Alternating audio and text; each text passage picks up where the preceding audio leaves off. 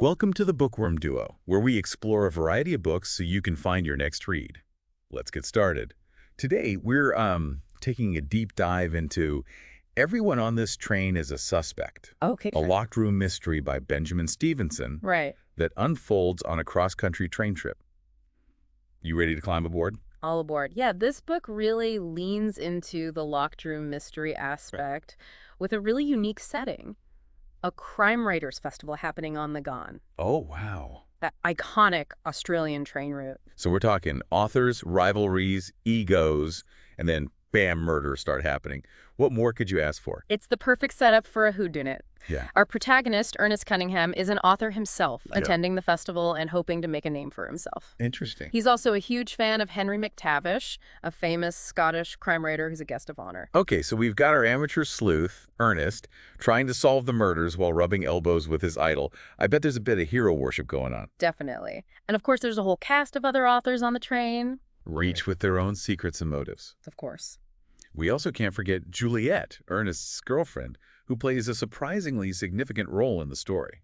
I'm intrigued. So how does Stevenson keep the suspense going?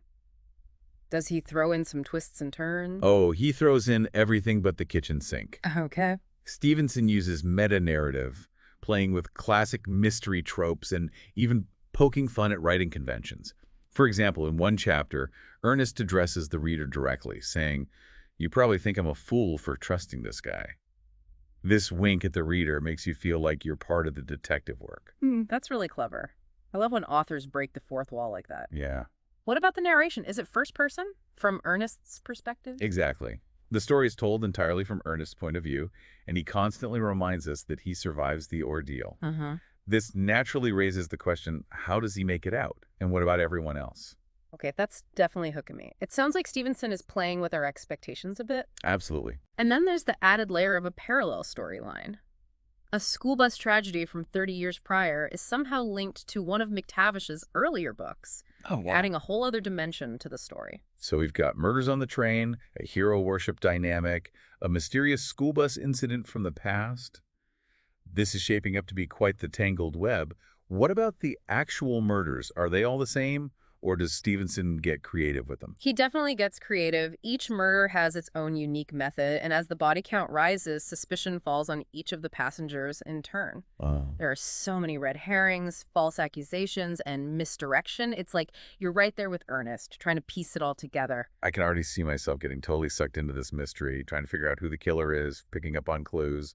It's going to be a challenge. Oh, you'll be hooked. What's clever is how Stevenson uses seemingly insignificant details from early in the book. Okay. Things like a blue scarf, spilled drinks, or overheard arguments all turn out to be crucial clues later on. So it's one of those books where you have to pay close attention to every detail. No skimming allowed.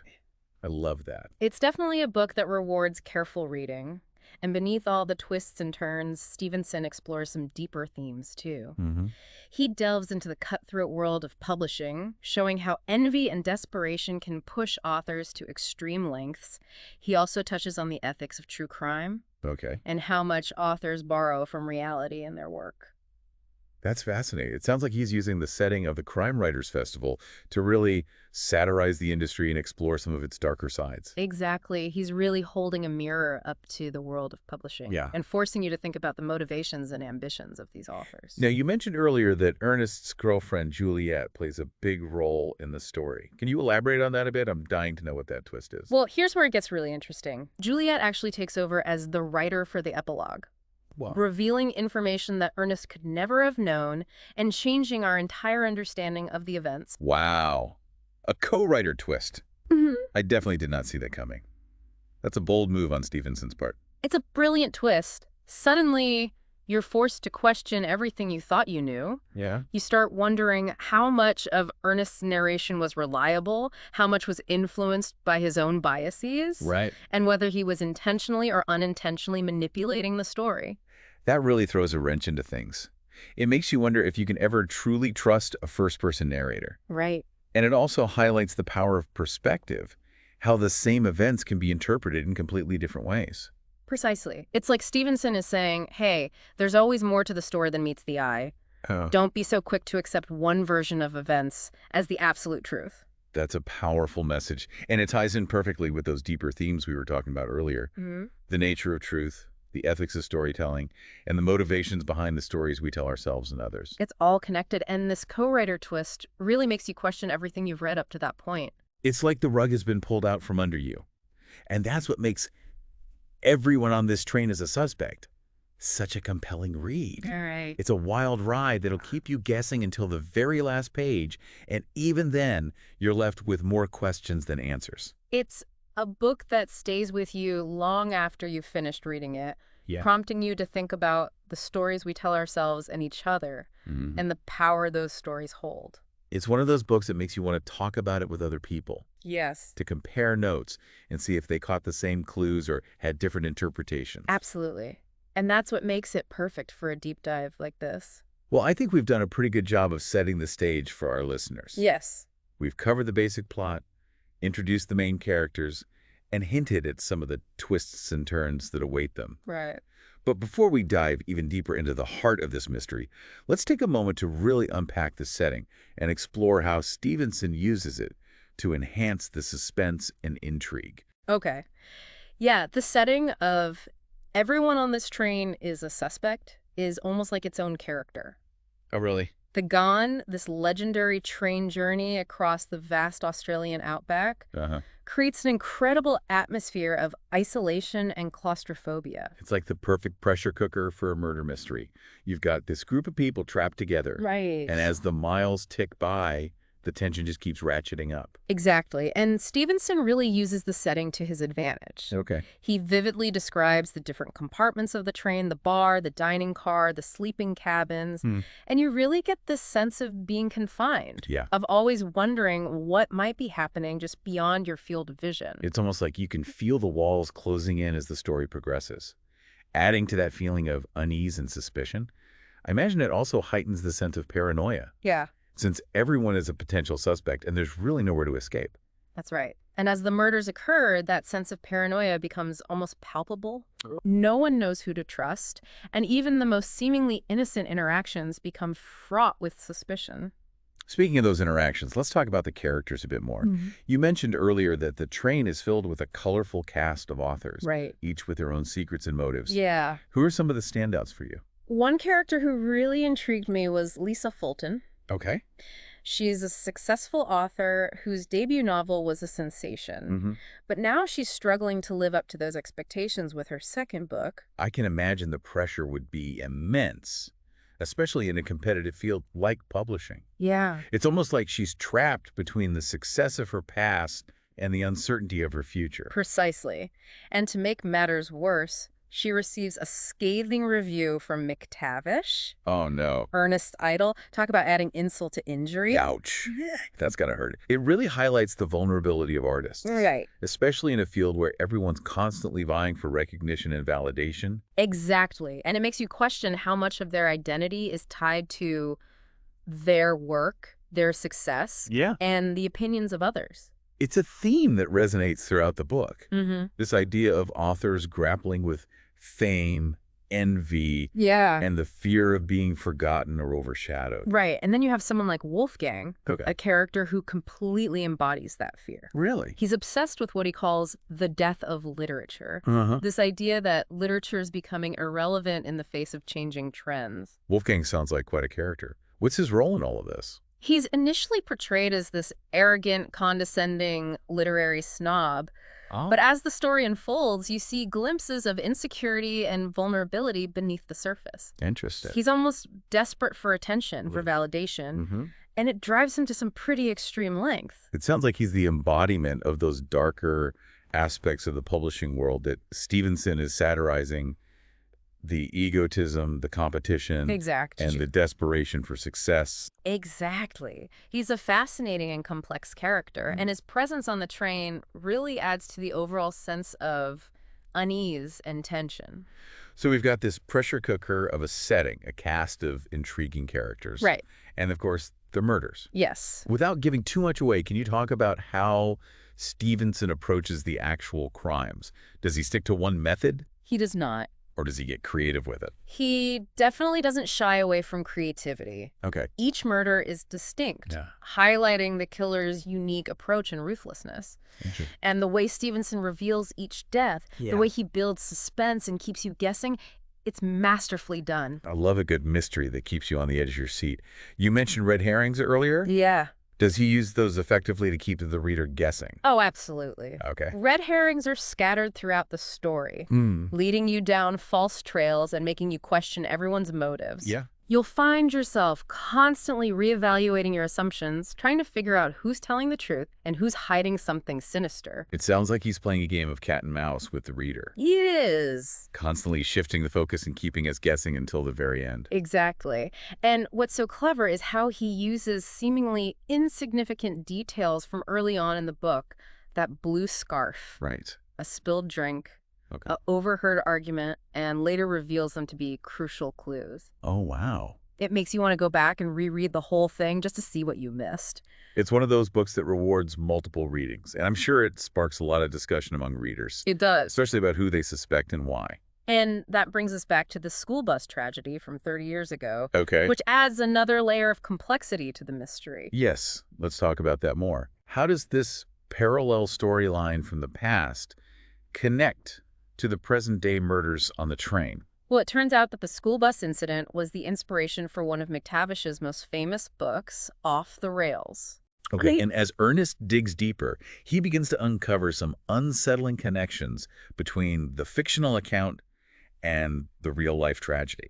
So it raises questions about the ethics of true crime, It does. how much authors borrow from reality, Mm-hmm. and whether they have a responsibility to be truthful to the events they're depicting. Exactly. It's a fascinating exploration of the blurry lines between fiction and reality. Right. And how easily those lines can be blurred when it comes to storytelling. It also makes you wonder about McTavish himself. Yeah. Is he just the successful author, or is there something darker lurking beneath the surface? It's one of the many questions that keep you guessing throughout the book. Right. You're never quite sure who to trust, even the characters you think you know well. And then, of course, there's the co-writer twist with Juliet's epilogue, Right.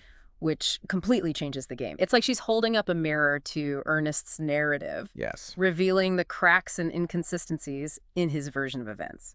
It's a brilliant move by Stevenson, forcing you to question everything you've just read. Mm-hmm. Suddenly you're realizing that Ernest, our narrator, Mm-hmm. might not be as reliable as you initially thought. It makes you wonder if he's been intentionally misleading us, Yeah. or if he's just blind to his own biases and limitations. Exactly. And it highlights the fact that there are always multiple perspectives to every story, Right. and that the truth is often far more complex and nuanced than we might initially believe.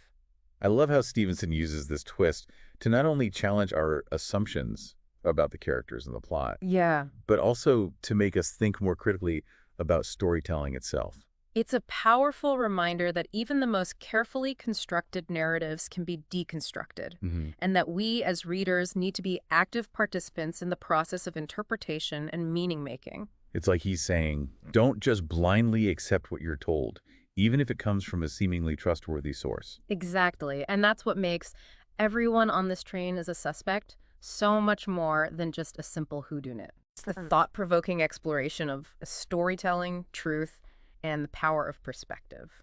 It's a book that makes you question everything and everyone, It does. including yourself. And speaking of questioning things, Yeah. one aspect of the book that I found particularly intriguing was Stevenson's use of meta-narrative. Right. We touched on it earlier, but I think it's worth diving a bit deeper. I agree. It's one of the elements that really sets this book apart from other mysteries. Could you give some specific examples of how he uses meta-narrative to enhance the story? Well, as we mentioned before, there's the instance where Ernest directly addresses the reader, Right. acknowledging their presence and even predicting their skepticism. Yeah. But beyond that, Okay. Stevenson also incorporates clever references to classic mystery tropes and conventions. Mm-hmm. He plays with our expectations, subverting familiar patterns and keeping us guessing. It's like he's both honoring the traditions of the genre while simultaneously turning them on their head. Exactly. He's having a conversation with the history of mystery writing, acknowledging its influence, while also forging his own path. And I think that's what makes his writing so fresh and engaging. Yeah. He's clearly a fan of the genre, but he's not afraid to experiment and push the boundaries. Absolutely. And that experimentation extends to his exploration of deeper themes. Right. Like the cutthroat nature of the publishing world and the ethical considerations of true crime. Let's talk more about those themes. We touched on them earlier, but I think it's worth unpacking them a bit further. Okay. How does Stevenson use the setting of the Crime Writers Festival to really delve into the darker side of the publishing industry? The festival becomes a microcosm of the publishing world, with all its rivalries, jealousies, and desperate bids for attention. Yeah. You see authors struggling with self-doubt, Right. facing harsh criticism, and even resorting to sabotage in their quest for success. It's almost like he's using the murders as a metaphor for the ways in which authors can be killed off in the literary world, through bad reviews, declining sales, or simply being forgotten.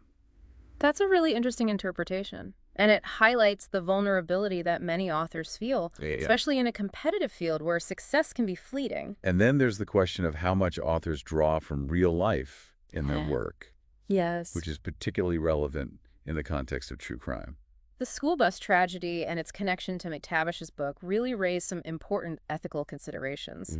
Is it okay for authors to profit from real-life tragedies? Where do we draw the line between inspiration and exploitation? Those are questions that have been debated for a long time. Right. And I think Stevenson does a great job of presenting both sides of the argument without offering any easy answers. Exactly. He leaves it up to the reader to grapple with those questions and come to their own conclusions. Which is what makes this book so thought-provoking. It's not just about solving a murder mystery.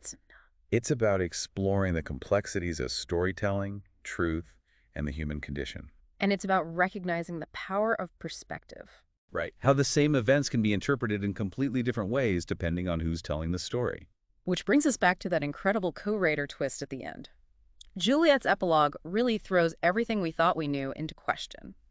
It's a brilliant way to wrap up the story. Yeah. Leaving us with a lingering sense of unease and forcing us to reevaluate everything that came before. And it makes you wonder if we can ever truly know the full story. Right. Even when it's presented to us in black and white. Exactly. It's a reminder that there's always more than meets the eye, and that we should never take anything at face value.